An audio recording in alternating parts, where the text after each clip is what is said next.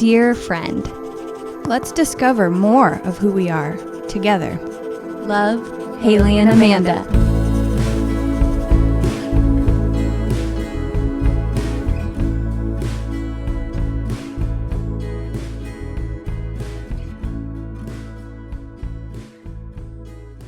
Hello, dear friends. Hi, dear friends. Thanks for listening in this week. This is an episode about mothers who are mostly others. My dad always says that mothers are mostly others because the word is others with just an M. So it's mostly just others. And also there's a lot of mothers. I was thinking it's mostly others because neither one of us are mothers. So it's actually all others, not us. Right. And that is a great example of a dad joke and why we didn't celebrate them this week. But we did get a great interview with you and your mom. I know. I feel like the interview could have gone on forever, honestly, because who doesn't want to dissect their mother's brain about how they mothered you, first of all? I think there's a lot of people who would pass on that. Oh. And secondly, motherhood is confusing and hard, and there's a lot to it. See, but this is what we were talking about with our friend Hannah. It's like, is it confusing and hard, or is it actually something you were made to do? And if you just love that kid with all you have and do your best, that's enough. I think that I think you're right. And I think that proves a little bit why it's so not black or white or by a certain book. Like, you just have to be fully present and aware, and like you were saying, just doing your best and trying to just love this child. But it doesn't always look the same for everybody, and it's not always an answer you can just find, in a book or from someone else's answer. It's like a very messy but beautiful, and complicated but simple. I agree. I think it's a bit of column A and a bit of column B. Do you want to be a mother? I do, but I'm not one. And I'm also grateful for that. But one day I will be, and so will you, and we'll be really good mothers, I think. I wonder too. Because we both have great mothers. That's true. Well, guys, listen in. Wait, do we want to do our pledge? Oh yeah, I do. Actually. Okay, here we go. I pledge allegiance to the flag of the United States in America and rarely in public is where we stand. One friendship. Under God. Indivisible. Live purty. You live purty. And justice for all. For all. Well, I didn't get to sit on this interview. Like, I didn't get to sit in on it while you were recording it. But I'm really excited to listen to it. And what are some key things that stand out to you about the talk you had with your mom?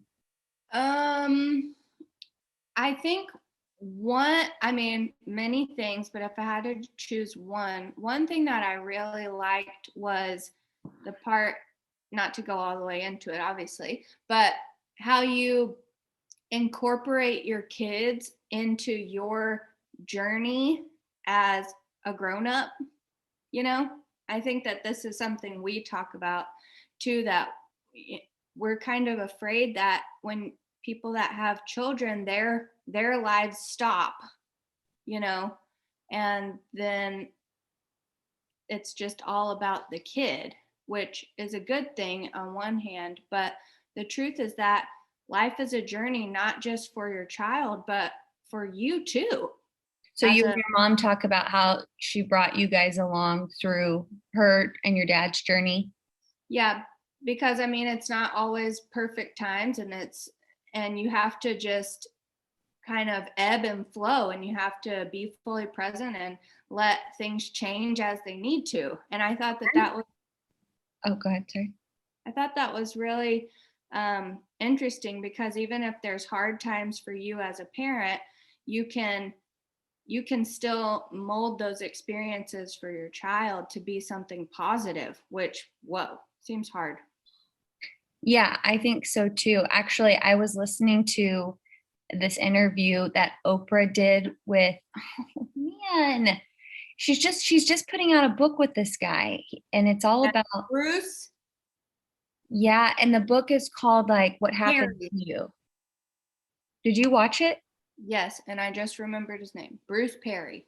Okay, well, one of the things that they said was that something quite remarkable is that a baby from 0 to 2 months is the most important absorbing time of their entire life. Like if they hear you fighting with your spouse, if they're picking up on how you talk to people, how you interact with people, how you love people, how you're treating people, which is so crazy because people just think, okay, they're at a stage at that age where they're just pretty much a vegetable, and I'm just like holding them and putting them down. So you're doing the stuff you always do, and the baby is absorbing everything. And so I think it's so interesting that people always say the best parenting is just that you're living out this example, like you're living your life, and hopefully you are an adjusted, well-aligned person, because that's just what your kid's going to pick up.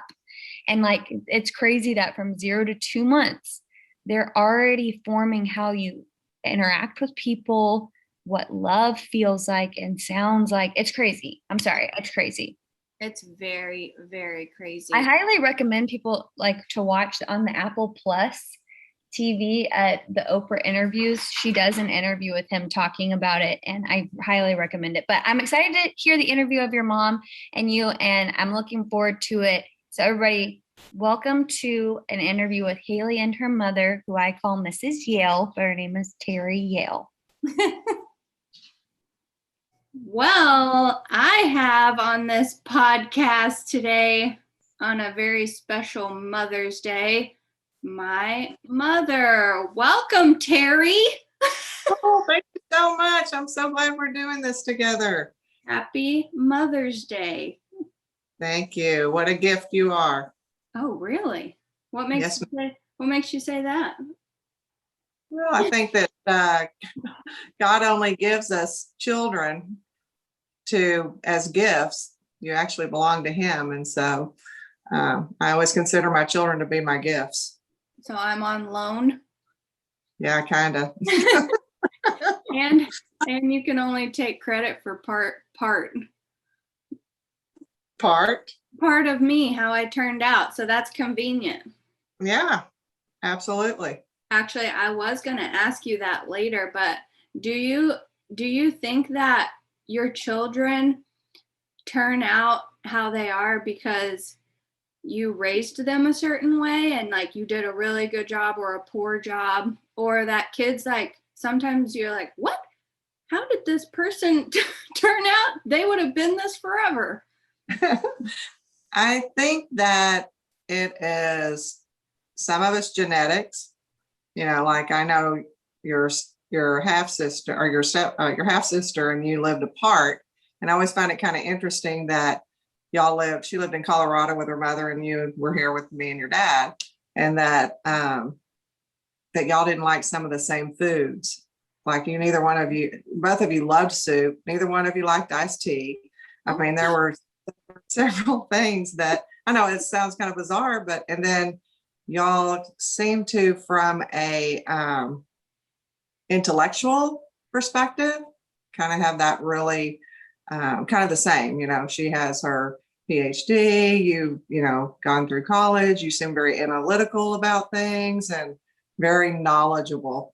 So, I think some people are really good with their hands and really do good things with, like your brother, he does really good things with remodeling and running his business and being a project manager. But really the school part was really not something that he enjoyed as much as you girls enjoyed. So I remember because I wrote all of his high school essays.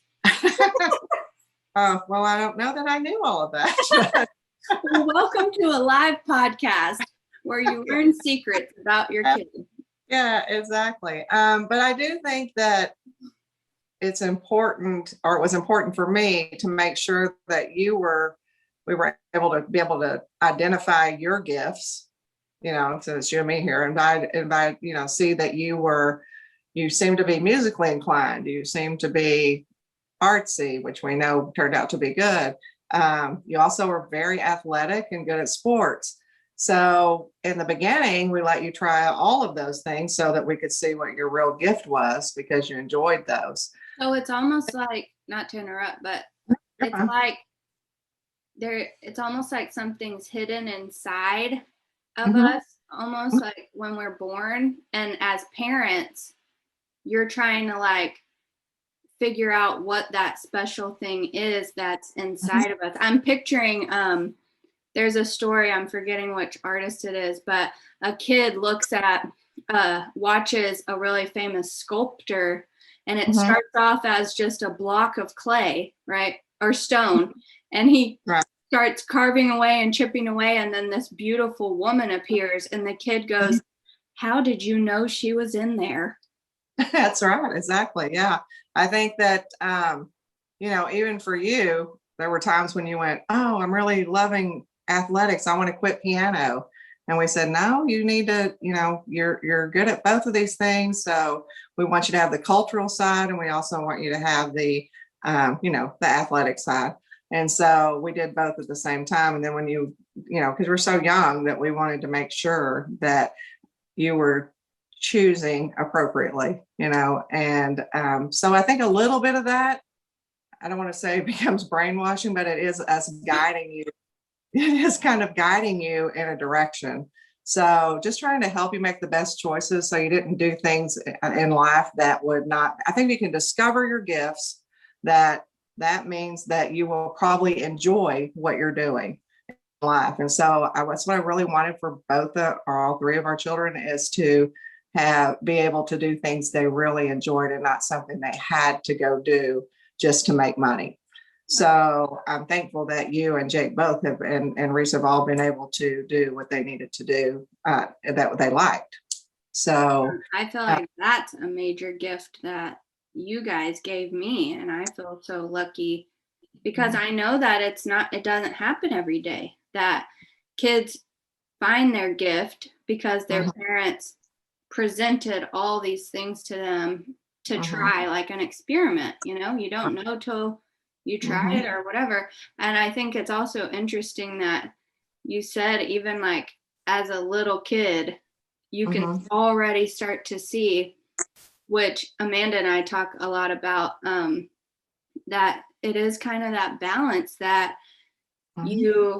yes, your experiences kind of shape you, but there's something about when kids come out that you're just like, oh boy, this kid was going to be also just have these things in them. Like, I mean, Jake is so different than me. Yeah. And so I think that those are the things that the Lord gave him, and that he was born with, and the things that you were. Your grandfather was artistic. Well, we didn't know that you were going to be artistic just because he was, so some of that I firmly believe is genetic. I also was artistic, not to the point, and didn't pursue it the way you have pursued it, nor did he. However, I think those gifts were there, and we could have developed some of that, not to the point you have, because of being the proud mother, but you're definitely a great artist, and he always knew you would be as well. So I think that, I think it's kind of a 50-50 thing almost. You just have to be able to, and I don't know that I did it perfectly, but you certainly need to be able to recognize what their gifts are. If it had been dancing, or if it had been analytics, or if it had been, hey, they love numbers, like my grandson Gideon, he's so into figuring things out, so I think you just kind of have to watch for those gifts and hope if it's something that they like and seem to enjoy, that we want to be able to develop it. We didn't know you could really make it big as an artist, but Yeah, no. And then the music and the artist, Yeah. that part of your life did work out that's the way, the direction we went. And a little bit not by choice because you were still enjoying being an athlete. And Yeah. unfortunately got hurt. And so we took this direction. I think that's when it really took off. So the Lord turned something bad for good. Mm-hmm. So it's kind of fun interviewing you because it's like I know you so well, but there's also like questions that I wouldn't in a everyday situation ask you. Like, have you always wanted to be a mother? Like when you were, and just for our listeners, this is Haley, and that I this is my mother, but I don't have children yet. I do want to have children. And that I'm your second child. So when did you know that you wanted to be a mother? I think I really was always maternal. My mother was a single mother. My parent, at some point after my brother and my sister were born, she was divorced, and I was maternal from the very beginning. I loved to take care of them. I was the oldest sister. I'm the oldest sibling. I also think that after she remarried, then I have a brother that's 12 years younger than me. And I always tell him that all the other little girls in the neighborhood, they were playing with baby dolls. And I had a real baby and the first thing at my house. And so the very first thing I did was invite everybody over to see my real baby. Well, it ended up that I cared for him always. I mean, it's just been kind of always instinctive for me. Early on, I thought, or probably more in my teenage years, I thought, there's so many kids in the world that don't have homes and that type of thing. I thought, I'm not going to have any kids. I'm just going to adopt a child. So that also went through my mind. So that it didn't turn out that way, of course. But yeah, I think that I've always been pretty maternal anyway, and always wanted to be a mother or caring. And as the people who do know me, I do like to take care of people. So definitely. You are definitely mother hen when it comes to your siblings, or even, and now I start to see it, the tables kind of have turned a little bit, even with your own mother. Yeah, exactly. And obviously you're that way with me, but also with my friend group and with my siblings' friend groups, you just kind of naturally take people in and under your wing. Do you think that you're and you might say no to this because you had so much experience taking care of people in real life, but do you think your imagination or your ideal of being a mother turned out different than reality of being a mother? Yeah, I wasn't ever able to be a stay-at-home mom, and so I might have done that a little differently. But I still, otherwise, probably not too much. My children had. We worked hard. Your dad and I at one time worked 5 jobs at one time. He worked at, he was a valet and he worked his regular job, and then he did, had a landscaping business on the side. I worked at the church, which I enjoyed. That was me caregiving. And also my normal job. And so we did all of that so y'all would have opportunity, and that's not the only reason we did it, but that's part of the reason that we did it. We wanted you to be able to discover your gifts, take piano lessons, Jake be able to play sports, so that was all, kind of part of that. Yeah. And there's something, because even when you were listing all those jobs, it's crazy, which I think is like a secret sauce that you guys had, was those times where you probably look back on them and you were so stressed and you guys were strapped for money probably, and you were trying to make, decisions to get us out of a hard financial place. I look back on those memories as a child, and they're like some of my most fond memories. And it's like, I feel like that was like a magic trick you guys did in your parenting of making, those times into special occasions and feel special. Even when I would go with Dad to mow lawns, Yeah. you know, Yeah. I thought that was a treat. I thought I was winning a prize.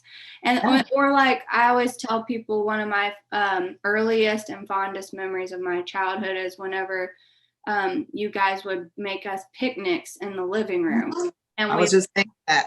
and we would put the blanket out, and the number two things I think of, one is ham and mustard roll-ups, which weird, and squirt cheese and crackers. And you would have thought that I was the queen of Thailand at that picnic, but you guys were probably like, yeah, how did you guys think to do that? I mean, not just to do things like that, but to say, hey, we're not going to let our kids see, you know, that this is such a hard time for us. We're going to find ways to bring them along the journey and make them feel special anyways. Yeah, I mean, we didn't have a lot of money. I mean, I think that the main thing for your dad and I, we were trying to stay in front of it more than anything. It's not like we were, you know, we had some hard times, but Right. I mean, we just wanted to make sure that we could, we were trying to buy a house and, you know, things like that. And it was opportunity for me. I volunteered at the church, and then, you know, then you and Jake got to come along, and, you know, you were 2 when I started there, and basically I was just volunteering because my daughter was in the nursery, you know, and so then you just continued, were able to come with me. Jake was able to do what he needed to do. We were all enjoying, you know, at that time we were, and still being with the Lord and, you know, being in church. I mean, that was what our family was going to do. So, you know, I think that's part of it. And then also we tried to do things, even if they didn't cost money. I mean, even if because they didn't cost money, we did things that we could think of that were creative, but that you enjoyed. And so we tried different things, and we discovered that was one of the things y'all really enjoyed was, you know, building a picnic in the house instead of a picnic outside. Y'all thought, well, this is really cool. We can have a picnic in the house. So, you know, so that's why we did it, you know, and we did kind of the same. You always wanted that squirt cheese, and Jake always wanted those ham roll-ups. And so, you know, those things were always included when we did it. We did it, you know, maybe once a month or whatever, but just something that y'all thought was special. And so we enjoyed it. I love that you said we just tried stuff, because I think especially me, and I'm in the time of life where, you know, my friends are having kids, and, you know, one of my best friends, Hannah, Amanda and I's best friend, Hannah, is pregnant right now. And I think as you talk about becoming a parent, especially us as women, becoming a mother, you feel like you have to have all the answers. Like, Right. What is the secret to being the best mom in the world? And it sounds like it might just be kind of an experiment. Well, I did try to learn a lot of things beforehand, but you don't learn them all. You know, you try to learn all these things, and then you bring this child home, and the first thing that happens is not anything you looked at before. So I you know, I'm a firm believer, as you know, in it takes a village. I mean, honestly, you know, we had great friends, you know, that you know, they would see that, you know, Mark and I were working so hard, and your dad, and we were working so hard. And then someone would, you know, Sandy, Indiana, they were my, you know, great friends and great friends at the church. And they said, hey, you know what, we're going to step up, and we'd like for y'all to be able to go out on a date night, you know, once a month. And we're going to come over and we're going to watch the kids. And y'all were really close to them anyway. So, you know, so it does it, not just that, but asking for advice, you know, my parents asking them, you know, and they were really good to, you know, talk to y'all if y'all wanted to talk about things, and step in and say, hey, you know, I don't know, you might want to try that differently, you know. So and lots of prayer. You know, I think one of the things, if I could say something as far as that helped us know y'all as you were older, when my father got so sick, and your grandfather got so sick, that we began to pray every night. Not that we didn't pray anyway, but we stood in a room and we prayed, and we held hands, and we started praying for him. And then we would squeeze the next person's hand, and then they would pray. And we did that for a long, long time. And your father and I still have prayer together still in that same manner. That's not to interrupt you, but I thought you were going to say to get to know your kids, we would pray for them. But what you're saying is ask your kids to pray, and you're going to hear all the stuff that's going on with them and worried about them. And for people that, maybe they're not a believer, or they don't pray every night with their family, I think that there might be other ways to do that. But that's such a interesting thought, because they kind of, we just thought we were praying to God, but turns out you guys could hear us. Yeah, and there was lots of things, like things that were at school that you would pray for, and we would know that was on your mind. Like, I distinctly remember one time there was a little boy at school that was telling you about how mean his parents were to him. And so, we were praying, but we knew that was on your heart. And so, it just, even if it was small things at that point, that at least we knew that we knew, and we knew it to pray for y'all, but we also knew, okay, these are concerning things. And I will say that that's one of the things that during that time period that we learned a lot about what you were thinking, and were able to address them. And I consider that was a gift from God, that we were, that he gave us that wisdom to go that direction. But also, I think if, around the dinner table, everybody gets a turn to talk about what went on in their day. Is there anything concerning? I think we really ate dinner most nights around the dinner table. And so I think that that's also a good practice. Man, this mothering stuff, it's a big deal. And, it's also like, I feel, and I think all people actually feel, and I don't mean better or worse, because I know my father's going to listen to this, but you feel a different connection with your mother than you do with your father. And I don't mean good or bad, because some people, their dads are their, and I know for Amanda too, her dad is her best friend. But, even today I messaged my friend who, it's her first Mother's Day because the baby's in her belly.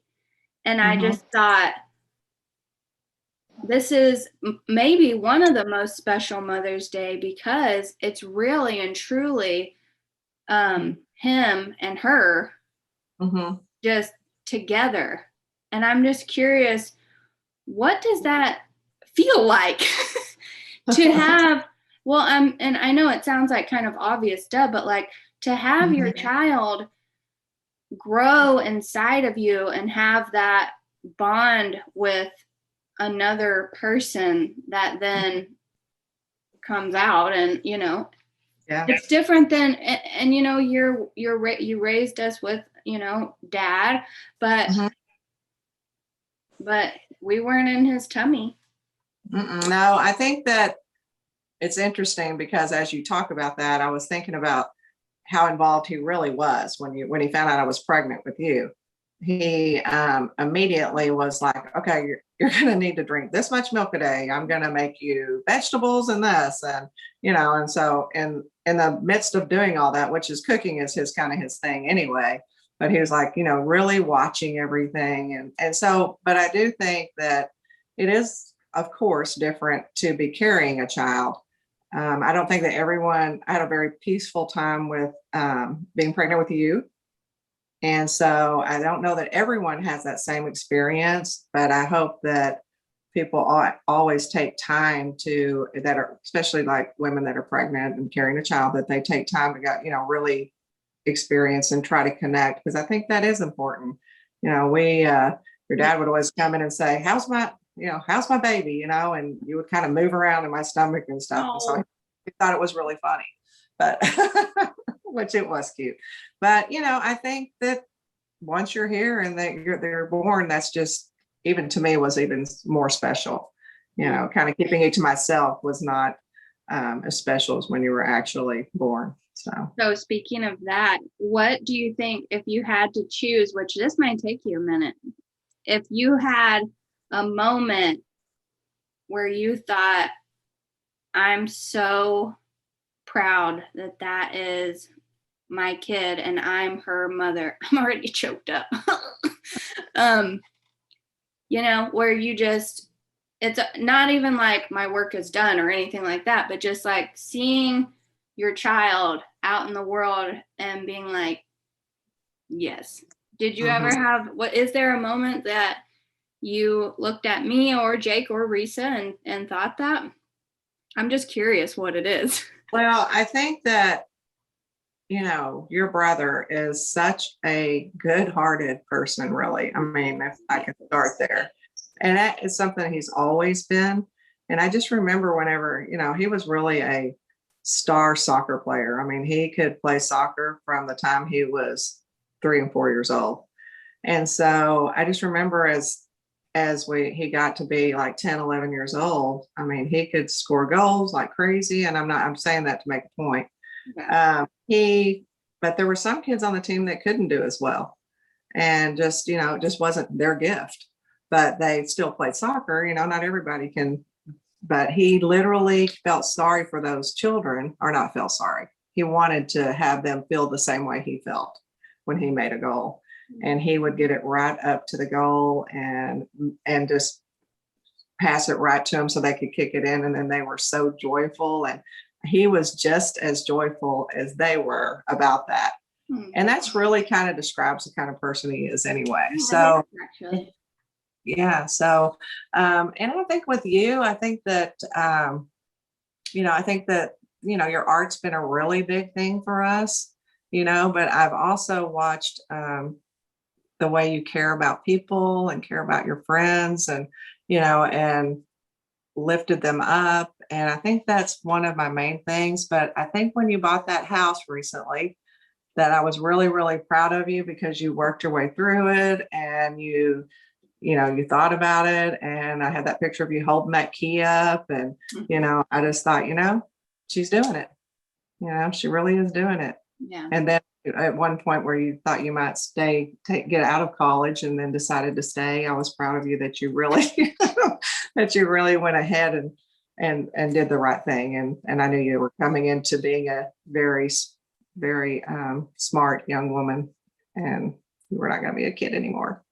So, but, and Risa, of course, she got her PhD and we're proud of her when she did that. She worked very hard to do that.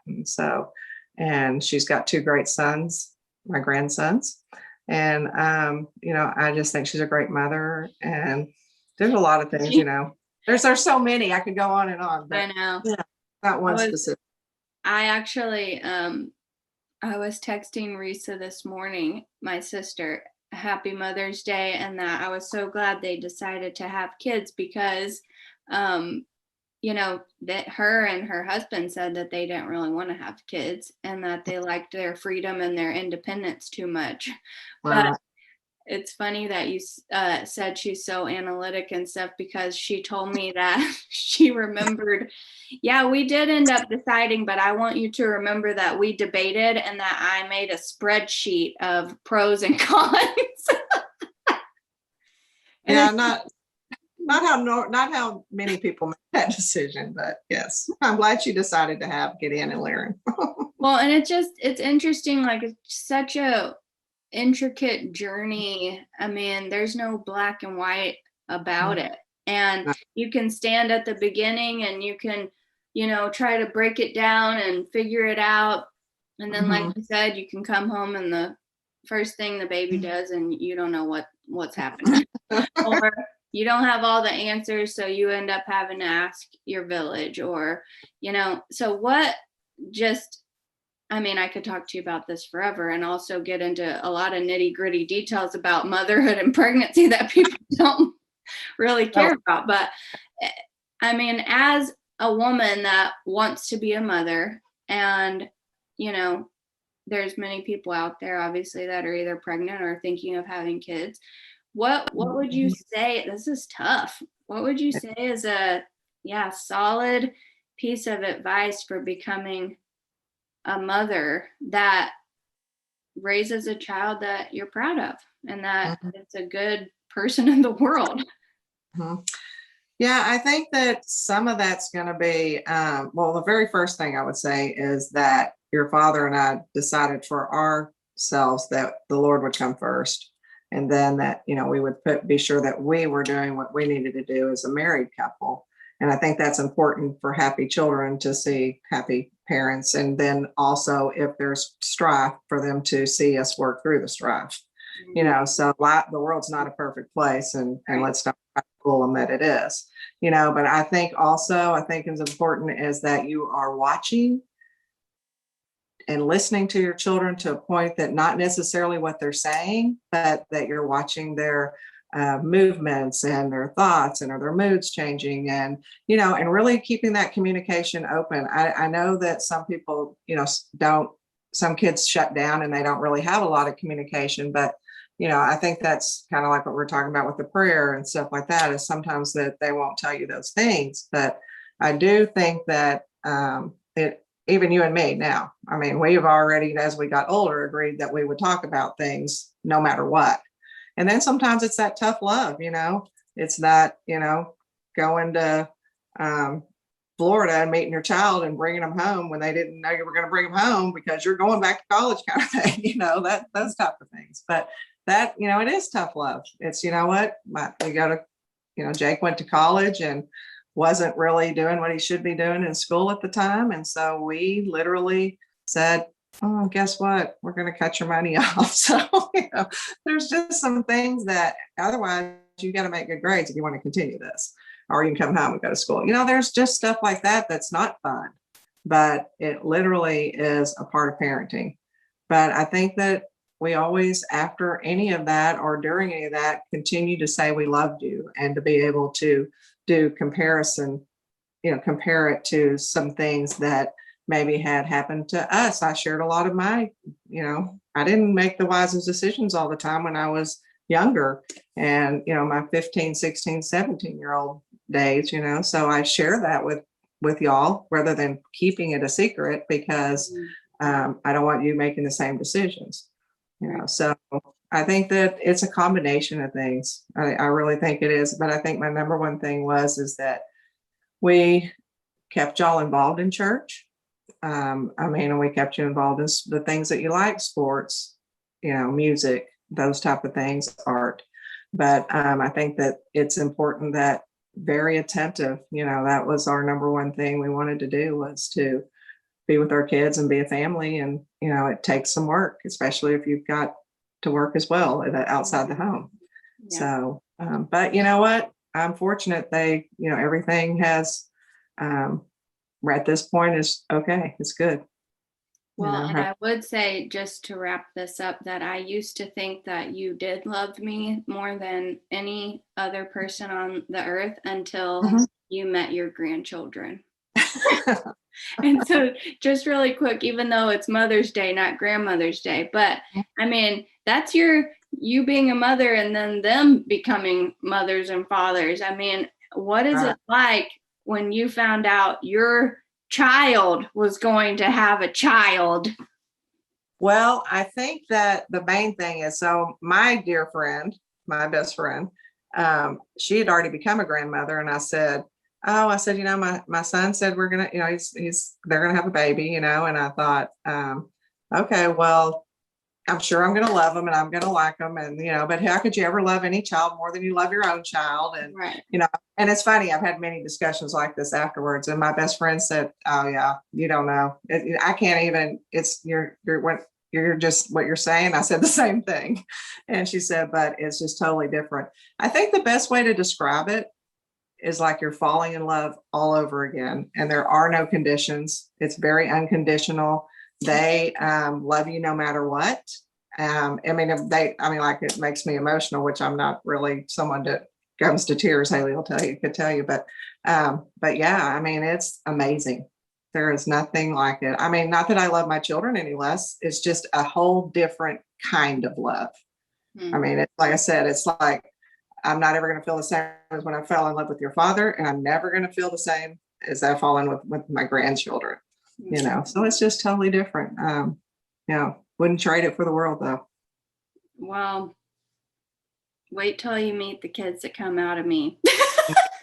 Yeah, well, that'll be a whole nother kind of love, I'm sure.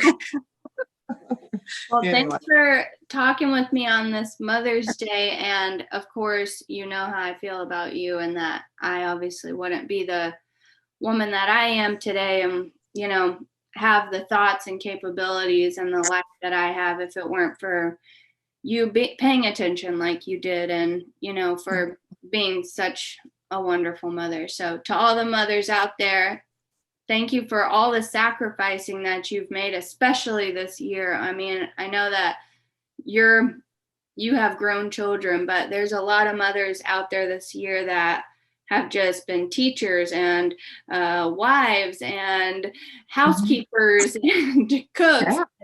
And just it is hard. And I feel like the moms this year are just total superheroes. Right. I do too. So anyways, thanks. And I love you. Love you too. Happy Hey. Mother's Day. Thank you so much. I think your father's cooking. Oh. Happy Mother's Day, everyone. Well, I really enjoyed that. Me too. It was really sweet. Again, I could have talked to her forever. I've listened back, and there's 40 more questions I could have gone into. Was there a part that you really liked? Yeah, well, it's something that you and I have said a lot before, that kids are just kind of like who they are. We've talked about this. My brother always says that you think you're going to have a kid and create, like form its ideals, and kind of like you're totally nurturing it to everything it's going to be. But the truth is, the kid is just who they are. And I think that was a really interesting part of the interview, because it's like you are trying to figure out this kid and find their talents and nurture them to be who they are and who they want to be. And it's not so much about like you pushing your stuff on them. It's like trying to feel them out, because they're their own person, which is so crazy. And I think that obviously I'm very fortunate to have parents that did that, because I think it gives a child like a head start into finding their gifts and finding the things that really align with themselves. And I think, of course, even if people don't have a mother like that, it's still obviously possible that you would find your gift and your way and your why. But what a head start, you know? No, I totally agree. And I love your mom. I love your parents. So I just liked hearing from her and her perspective, and hopefully our moms felt celebrated on Mother's Day, and hopefully everyone got to love on their moms. But it's more than a day, right? All these holidays are sweet, but it's more than a day that we celebrate them. Hopefully we're doing it all the time. So I wanted to quickly read this post by Chanel. I don't really know how to say her last name, Jokun, but we met her at the Amy Jo Martin Renegade Boot Camp, and she posted this post on Instagram for Mother's Day, and she's like drinking a margarita, and it says, "After 419 days of running a business, writing a book, and teaching my 5-year-old through remote kindergarten, I am free. We got a nanny this week." Side note, moms are not well right now.